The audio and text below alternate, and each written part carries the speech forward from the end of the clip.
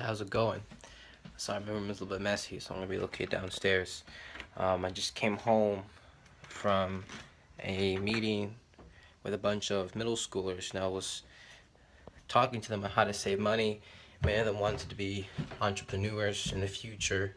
Many of them wanted to be entrepreneurs in the technology business. And I'm like, that's a good way to start. Because technology runs the world, and if you're gonna pursue technology as a field, you're not going to have no problem finding a job versus everything else. It'd be kind of difficult because they're not as in demand as technology because technology runs the world. So I was telling them, you know, three things that you can do to save money if you have a job. That's the key. You gotta have a job to do this particular strategy. Um, or if you have some type of steady income to where 10% can be derived, you can do this.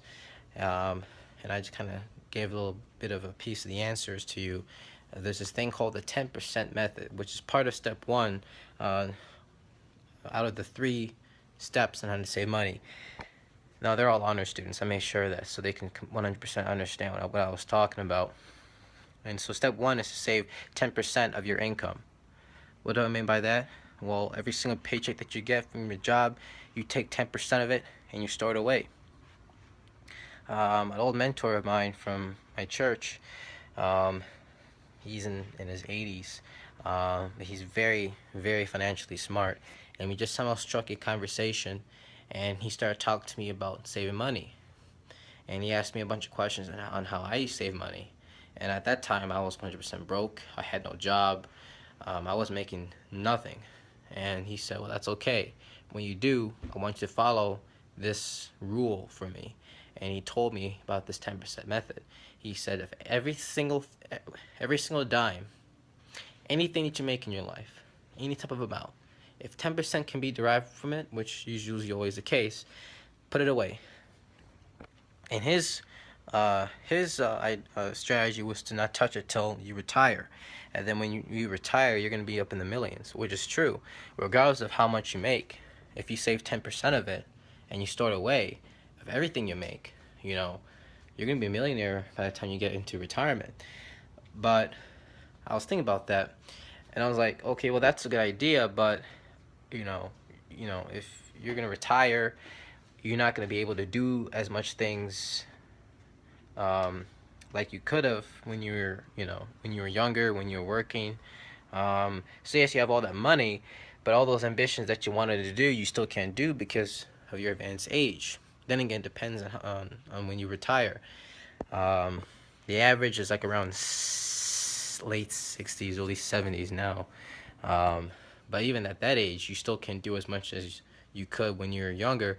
So my strategy is to save 10% of your income for about a year to 2 years. All right. So save the 10% of your income and store it away and never touch it for a year. Tops 2 years. If you want to be surprised, save it for 1 year. If you want to be shocked, save for 2 years. You may be a millionaire in 2 years, depending on how good you paying your job is. This is just not for teenagers like myself. This is for anyone out there that's in a good paying job. Those that make $300,000 a year, those doctors, if you save 10% of your income, you'll be a millionaire in no time if you don't touch it. Um, so that's what you got to do, and you'll be surprised how much money you'll have by the end of the year or by the end of the 2 years. It's called making money by saving money. All right, which brings us to step two. So now that you have your 10% reserve in addition to the money that's in your bank accounts already saved up. Now, on how to efficiently save your money is step two, which when you spend money or when you do any type of spending on anything, falls into two particular categories. Two, you have preferences, and then you have necessities. So when you pay for something or spend money on something, it falls in either on one of those particular categories or both.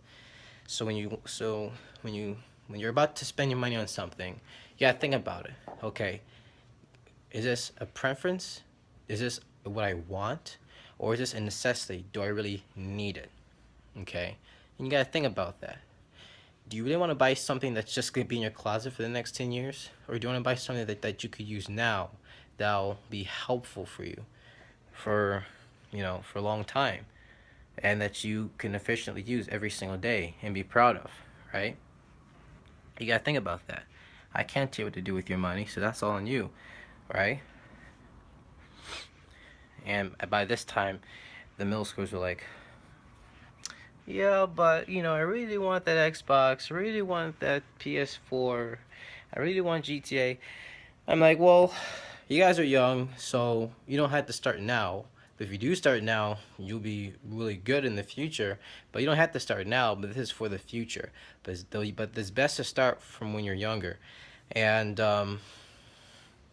you know, so you just gotta think about it.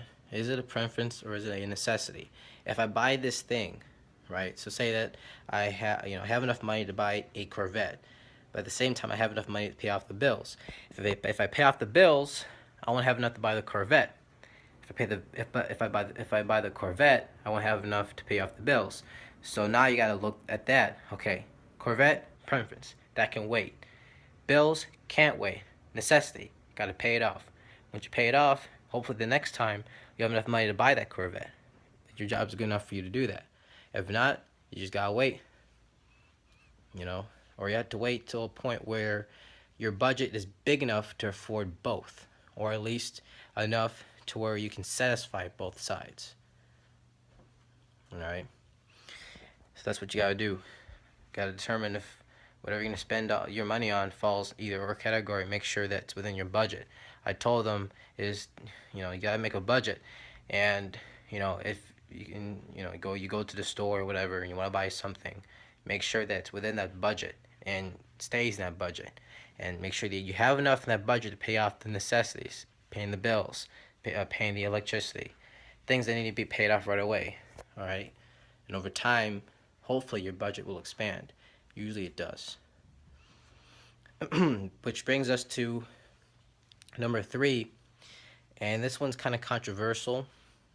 It is to, reward yourself every now and then. You deserve to have a day where you could not dump all your money in the garbage, but pay for things that you wouldn't necessarily pay for during your period of trying to save money or during any time. Just to have fun, really. But at the same time, you have to make sure that the amount of income that you get gives you enough space to make that particular move. All right. By step 1, by saving 10%, you could use that money to reward yourself, like a secondary bank, basically, that you can just use to spend on whatever you want. Many people tend not to do that, at least in my experience when I work with people. But you could do that. But really, it really depends on your job. So the amount of income that you get determines on how you efficiently set up these 3 steps. 10% budget. Preference or necessity.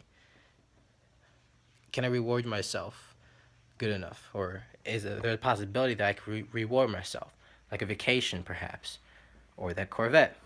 Gotta remember that. So it really depends on how much income that you get. If you have a really good income or incomes, then yeah, you should have no problem rewarding yourself. All right. So that's what I keep on getting notifications. Sorry for the camera there. All right. So that's about it on this video. Hope you guys learned something. I did a video about this earlier, 2 weeks ago, I think, on saving 10% of your income. This is a more refined and personal version. The last time I did it, I was in the basketball court with my brother and dad, and we were shooting some hoops. So this is a more quiet, refined version of it, so it's more understandable. Hope you guys learned something. If you have any comments, questions, or concerns, put it down below. If you have any other advice on how to financially save your money, by all means, put it down there. I've been following these 3 steps for a while now, and I have about 1,000, I think like 1,000 plus right now in the bank. I think 1,300 if I can remember, just by following these particular 3 steps. And I don't even have a job yet. Well, actually, sort of. I kind of do. Yeah, I do, sort of do. Pays enough. But word for me can work for you. What one man can do, so can another. All right. And don't forget to like and subscribe. And see you in the next video, guys.